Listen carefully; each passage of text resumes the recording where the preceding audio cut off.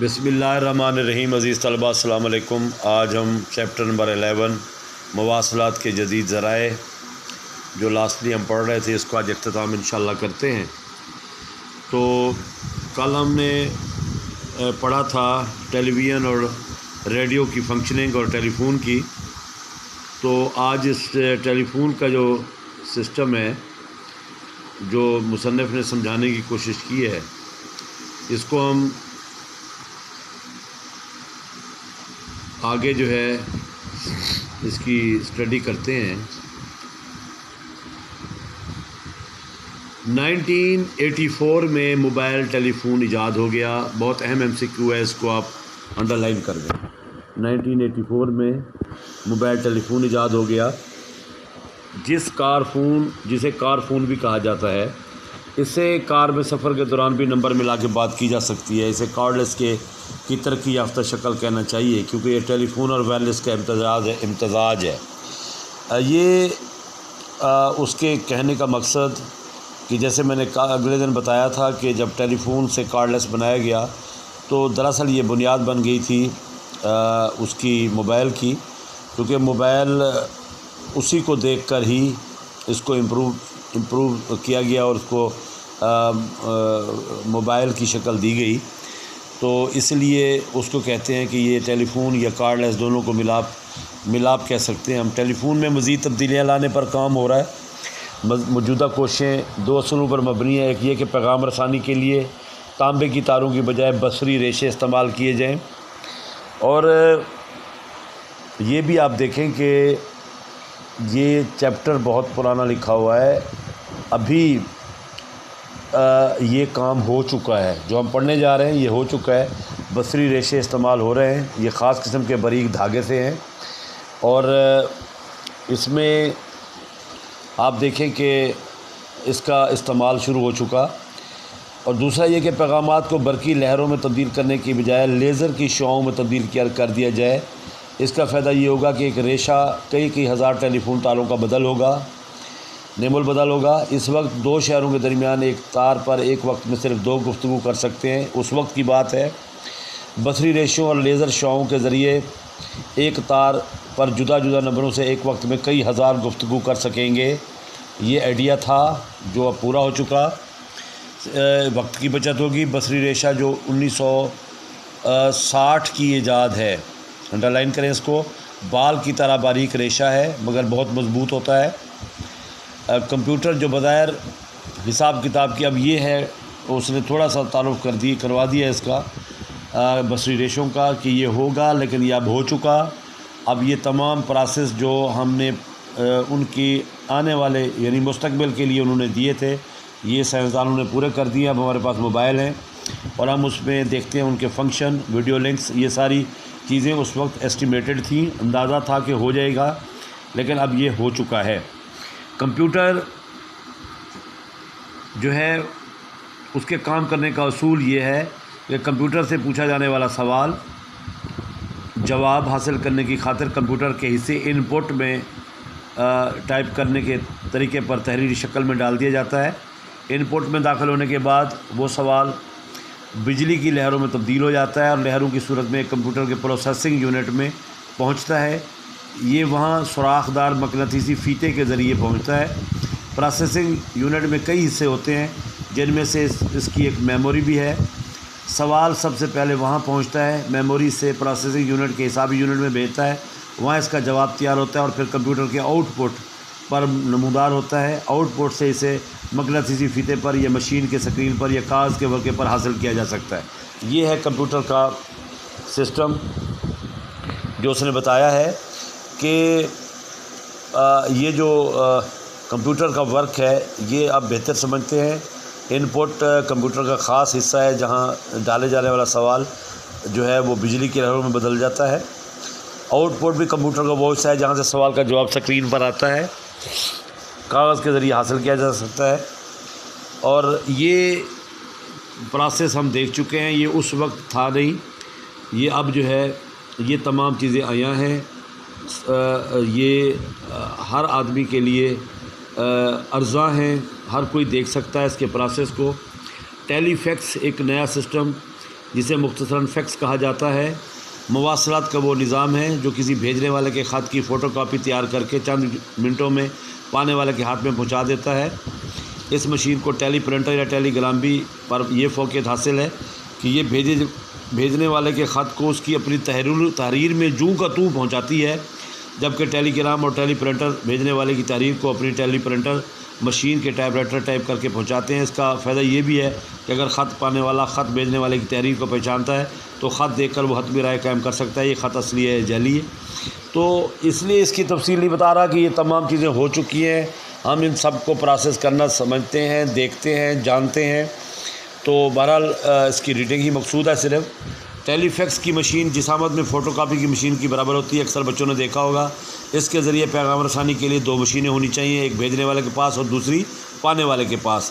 بھیجنے والا جس خط کو بھیجنا چاہتا ہے وہ فیکس کی مشین میں داخل کر کے پانے والے کی مشین کا نمبر ملاتا ہے، پھر وہ خط آہستہ آہستہ مشین کے اندر داخل ہوتا چلا جاتا ہے۔ اس کے حروف پہلے روشنی کی لہروں میں تبدیل ہوتے ہیں، پھر روشنی کی لہریں بجلی کی لہروں میں تبدیل ہو کر فضا میں بکھر جاتی ہیں اور ریڈیائی لہروں کے ذریعے اشارات یعنی سگنلز کی شکل میں دوسری مشین تک خواہ وہ ہزاروں کلومیٹر دور رکھی پہنچ جاتے ہیں۔ خط کے حروف کو روشنی کی لہروں میں تبدیل کرنے کے لیے بھیجے جانے والی فیکس مشین کے اندر ایک فلوریسنٹ بلب ہوتا ہے جس سے بہت تیز روشنی نکلتی ہے۔ یہ روشنی جب خط پر پڑتی ہے تو اس کے حروف منعکس ہو کر اس مشین کے اندر لگے ہوئے لائٹ سینسر پر پڑتے ہیں۔ لائٹ سینسر ان حروف کو برقی لہروں میں تبدیل کر دیتے ہیں۔ یہ اشارات وہاں سے ایمپلیفائر میں پہنچتے ہیں جو ان لہروں کو طاقتور بنا کر فضا میں بکھیر دیتا ہے۔ ادھر وصول کرنے والی فیکس مشین میں ایک ایمپلیفائر اور ایک سینسر ہوتا ہے جو بجلی کے اشارات کو طاقتور بنا کے اور پھر انہیں روشنی کی لہروں میں تبدیل کر کے اسے کاغذ کے ایک سادہ ورق پر سطر بسطر تحریر کی صورت میں بعین ہی بالکل ویسے اتارتا چلا جاتا ہے۔ نقل اتارنے والا یہ کاغذ خاص قسم کا ہوتا ہے جس کو تھرمل پیپر کہتے ہیں۔ فوٹو کاپی کا ورق آہستہ آہستہ مشین کے باہر آ جاتا ہے۔ یہ آپ نے اس لائٹ کو اگر دیکھنا ہے تو آپ سمپلی ہر جگہ پہ فوٹو کاپی مشینیں ہیں، یہ فلوریسنٹ بلب وہاں آپ دیکھتے ہیں جب ہم کاپی کراتے ہیں تو ایک لائٹ سی دکھائی دیتی ہے، وہی بلب ہے جو ان لفظوں کو بنوان جو ہے دوسرے پیج پہ چینج کرتا ہے۔ مواصلات کے مذکورہ بالا جدید ذرائع کا مطالعہ کرنے کے بعد آپ کو اندازہ ہو گیا ہوگا کہ پہلے زمانے میں بھیجے جانے والے کا پیغام کبھی صرف تحریر کی صورت میں یا قاصد کی زبانی پہنچا کرتا تھا، مگر جدید زمانے میں اب وہ ان دونوں طریقوں کے علاوہ خود اپنی زبان میں اور اپنی تحریر میں پہنچنے لگا ہے۔ علاوہ ازیں پہلے ان کاموں میں وقت لگتا تھا، اب وقت بالکل نہیں لگتا۔ مستقبل قریب میں اس سے بھی بڑی خوشخبری کی بشارت دے رہا ہے کہ 21ویں صدی کے آتے آتے مواصلات پر بھیجے جانے والے کی تصویر بھی دکھائی دینے لگے گی اور اسی وقت کمپیوٹر میں محفوظ کر لی جائے گی اور ایک تار پر ایک وقت میں 2 کی بجائے ہزاروں آدمی پیغام رسانی کر سکیں گے۔ الحمدللہ یہ سب کام ہو رہا ہے، بلکہ یہ کام ہو چکا ہے، یہ کام ہو چکا ہے۔ اس میں اب کچھ بھی اور یعنی جو ان کا جو اشارے تھے وہ پورے ہو چکے ہیں، اب آگے کام جاری ہے، اس میں مزید امپرومنٹ لانے کی کوشش کی جا رہی ہے۔ دنیا سائنس جو ہے بہت ریپڈلی موو کر رہی ہے، ترقی کر رہی ہے اور دیکھتے ہیں کہ آنے والی نسلیں سائنس کے کون کون سے کارنامے دیکھتی ہیں۔ بہرحال جی یہ چیپٹر تھا، اس میں آپ نے دیکھا کہ آبجیکٹیو تھے اور آبجیکٹیو جو ہیں وہ ہم نے کوشش کی آپ کو انڈرلائن کروانے کی۔ اس کا خلاصہ اور اس کی پیراگراف کی تشریح اتنا امپورٹنٹ نہیں ہے، خلاصہ بہرحال دیکھ لیجئے، اس کا اگر ہو جائے تو بہتر ہے۔ ہمارا آج کا جو نیکسٹ چیپٹر ہے وہ ہے مولوی نذیر احمد دہلوی، اس کو لکھا شاہد احمد دہلوی نے۔ یہ چیپٹر ہمارا چیپٹر نمبر 12 اور چیپٹر نمبر 12 میں سب سے پہلے ہم شاہد احمد دہلوی کے بارے میں پڑھتے ہیں کہ شاہد احمد دہلوی جو مولوی نذیر احمد دہلوی کے پوتے تھے اور بشیر الدین احمد کے بیٹے تھے۔ جیسے مولوی نذیر احمد جس کا اس کا بیٹا، جیسے پھر اس کا پوتا، سب کا تعلق چونکہ علمی اور ادبی سلسلے سے ہے۔ بشیر الدین گو کلیکٹر کے عہدے سے ریٹائر ہوئے تھے، لیکن زندگی میں باقی جو زندگی بچی اس میں تصنیف و تالیف بھی کرتے رہے۔ ڈپٹی نظیر کے بارے میں آپ 12 پڑھ چکے ہیں کہ ان کا شمار اردو نثر کے ارکان خمسہ میں ہوتا ہے، یعنی مین کلیدی رول ان کا ہے اور چیدہ لوگوں میں ان کا شمار ہوتا ہے۔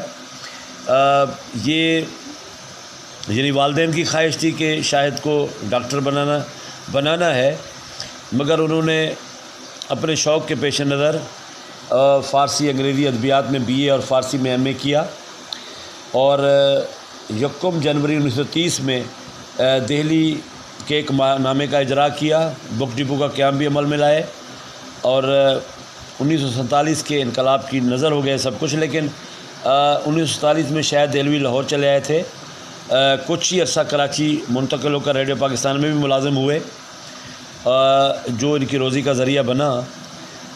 کراچی سے بھی وہ رسالہ جاری کیے رکھا، اور دنیا بھر میں پاکستانی ثقافت کو روشناس کرانے کے لیے Thailand, Philippines, Japan, Hong Kong وغیرہ میں پاکستانی موسیقی کے پر بھی انہوں نے لیکچر دیے تھے۔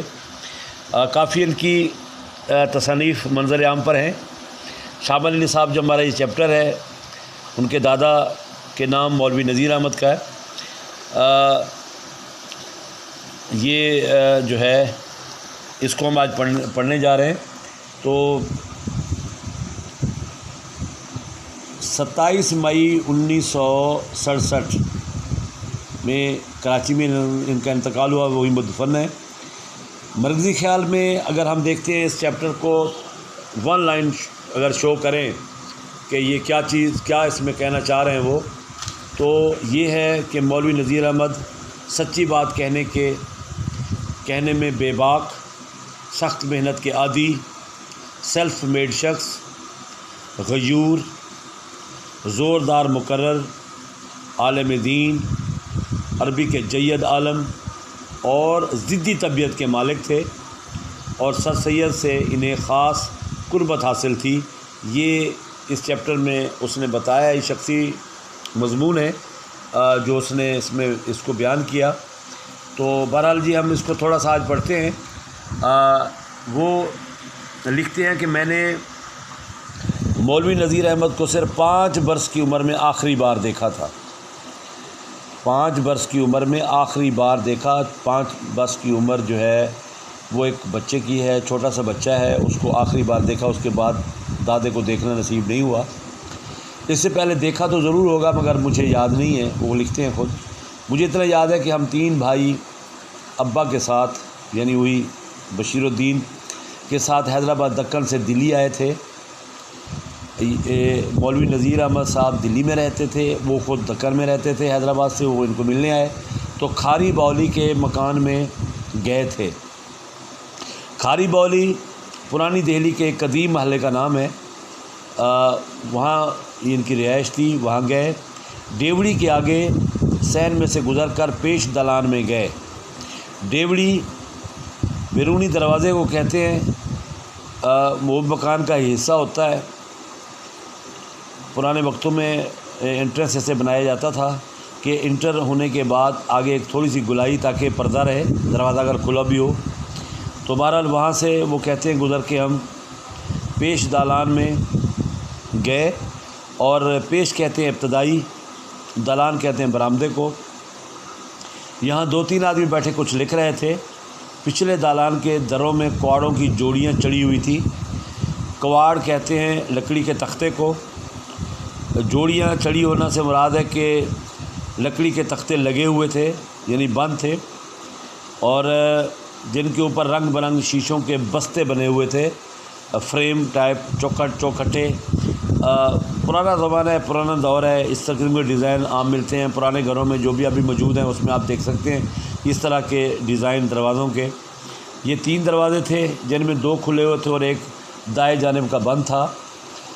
اس کمرے نما دالان میں ہم ابا کے ساتھ داخل ہوئے تو سامنے پلنگ پر ایک بڑے میاں دکھائی دیے۔ ان کی سفید داڑھی اور کنٹوپ صرف یاد ہے، اور کنٹوپ جو ہے سردیوں میں پہننے والی روئی کی بڑی ٹوپ جس سے کان تک ڈھانپے جا سکتے ہیں، یعنی وہ بزرگ تھے اور سردیوں کا موسم ہے تو انہوں نے یہ ٹوپی پہن رکھی تھی جو نیچے کانوں تک کو کور کرتی ہے۔ ابا جلدی سے آگے بڑھ کر ان سے لپٹ کر رونے لگے، اور ہم حیران کھڑے رہے۔ جب ان کے دل کی بھڑاس نکل گئی تو ہمیں حکم ہوا کہ دادا ابا کو سلام کرو۔ ہم نے سلام کیا انہوں نے پیار کیا، ایک ایک اشرفی سب کو دی، اور ہم کمرے کے اندھیرے سے گھبرا کر باہر نکل آئے اور کھیل کود میں لگ گئے۔ اس کے بعد انہیں پھر دیکھنا نصیب نہیں ہوا۔ یہ ہے اس کا پہلا تعارف، پہلی ملاقات جو اسے یاد ہے مصنف کو، اور وہ اس نے تھوڑا سا اس کا ظاہری حلیہ بھی بتایا ہے۔ ان کا اکیلا پن، رہنا کمرے میں اندھیرا، منشی ٹائپ لوگ باہر بیٹھے ان کا کچھ لکھ رہے تھے، اور ظاہر ہے اتنے عرصے کے بعد بیٹا ملا ہے تو ان کے اپنی جذبات ہوتے ہیں ملاقات میں، جو بھی پرابلم، مسائل یا مجبوری ہوگی جس کی وجہ سے انہوں نے گلے مل کے روتے رہے، تو کہتے ہیں ہمیں اشرفیاں ملی، ہم باہر آ گئے۔ تو مولوی نذیر احمد اگلے پیرے میں کہتے ہیں کہ ان کو زمانہ سازی بالکل نہیں آتی تھی، ان کو زمانہ سازی بالکل نہیں آتی تھی۔ زمانہ سازی کہتے ہیں دنیا داری کو مادی تقاضوں کے مطابق ڈھلتے چلے جانا، اس کو زمانہ سازی کہتے ہیں، وہ نہیں آتی تھی، بلکہ سچی بات کہنے میں انہیں باک نہ ہوتا تھا۔ باک مانے خوف، انہیں جو سچی بات ہے وہ کہہ دیتے تھے، چاہے اس کا رزلٹ جو بھی ہو۔ حیدرآباد دکن میں بڑے بڑے عہدوں پر مامور ہوئے، یعنی تعینات رہے، مگر خوش کسی کو نہ کر سکے۔ سچا آدمی ظاہر ہے دو نمبری نہیں کرے گا، آج کل اس وقت بھی اور آج کل بھی لوگ ان دو نمبریوں سے خوش ہوتے ہیں، اسی وجہ سے زیادہ عرصے تک وہاں نہ رہ سکے اور پینشن لے کر دلی چلے آئے۔ ان کے لیے غیور جنگ کا خطاب تجویز ہوا، مگر انہوں نے قبول نہ کیا۔ یہ جو ہم نے پہلے شروع میں کتابوں میں بتایا کہ غیور تھے، وہ یہ ایسی چیزیں، چونکہ ان کا ایک ذہن تھا اور اس وقت کی گورنمنٹ سے یہ اعزاز لینے کے لیے وہ بالکل تیار نہ تھے۔ نواب افتخار علی خان والی ریاست جاورہ کے بھائی نواب سرفراز علی خان مرحوم بہت بیمار تھے، اور ان کے لیے طبیبوں کی کمی نہیں تھی، نواب تھے، پیسے تھے، دنیا بھر کے علاج کرائے مگر شفا نہ ہوئی۔ ایک دن انہوں نے مولوی نذیر کو خواب میں دیکھا، ان سے کہہ رہے ہیں کہ ہمارے قرآن کا ترجمہ چھپوا لو، اچھے ہو جاؤ گے۔ نواب صاحب نے میرے والد کو دلی خط لکھا اور اس خواب کی رودات بیان کر کے ترجمہ شائع کرانے کی اجازت مانگی۔ والد صاحب نے اجازت دے دی، اور صرف ترجمہ قرآن 2 بڑی خوبصورت جلدوں میں ریاست جاورہ کے چھاپا خانے سے شائع ہوا۔ خدا کی شان کے نواب صاحب بالکل درست ہو گئے، اور جب اس واقعے کے کوئی 20 سال بعد میں اس سے ملا تو 72 ہو چکے تھے، یعنی بڑھاپے کو پہنچ چکے تھے۔ 20 سال مزید جن کے لیے طبیبوں کے پاس کوئی علاج نہیں تھا، اور جو جواب دے چکے تھے، اور قرآن کی برکت، سبحان اللہ، کیونکہ مولوی نذیر احمد صاحب نے اس کا ترجمہ لکھا تھا قرآن کا، چھپوانے کی زندگی نے مہلت نہ دی، اور یہ خواب میں ان کا اشارہ کہ اس کو ترجمے کو چھپوا لو، شائع کر دو تو تمہارا بھائی درست ہو جائے گا، اور یہ اجازت لے کر چھپا گیا۔ اور آپ نے دیکھا، اور وہ مصنف کہتا ہے کہ میں 20 سال بعد اسے ملا، 70-72 سال کے ہو چکے تھے، بوڑھے ہو چکے تھے، لیکن ابھی تک تندرست تھے۔ یہ قرآن کی برکت اور قرآن کی شان جو اس نے اس 2 لفظوں میں بیان کر دی۔ تو بہرحال جی، اس کو آپ یہ جو 2 پیرے ہیں یہاں تک نشان لگیں، یہ چیپٹر انشاءاللہ کل ہم اس کو کمپلیٹ کریں گے، اور کل کا دن ہی ہے لیکچر کا، اس کے بعد پھر 3-4 دن جو ہے منفی ٹیسٹ کے ہیں۔ اس کا ٹیسٹ بھی میں پہلے سلیبس دے چکا ہوں، پہلے 3 چیپٹر، اور اس میں پہلے 3 چیپٹروں میں سے تشریح، پیراگراف، خلاصہ اور آبجیکٹیو، ان سے پیپر بنایا جائے گا، اور میں انشاءاللہ جو بچے جو ہیں کر رہے ہیں ریگولرلی، باقی بچے بھی کریں، اور اس کو پراپرلی مارک کر کے پھر آپ کو رزلٹ دیا جائے گا۔ تو یہ اس کی تیاری جاری رکھیں۔ کل کا دن ہم ریڈنگ کریں گے آگے، اس کے بعد انشاءاللہ عید کے بعد پھر آگے سٹارٹ کیا جائے گا۔ تو ابھی اجازت چاہتا ہوں، انشاءاللہ کل پھر ملاقات ہوگی۔ السلام علیکم۔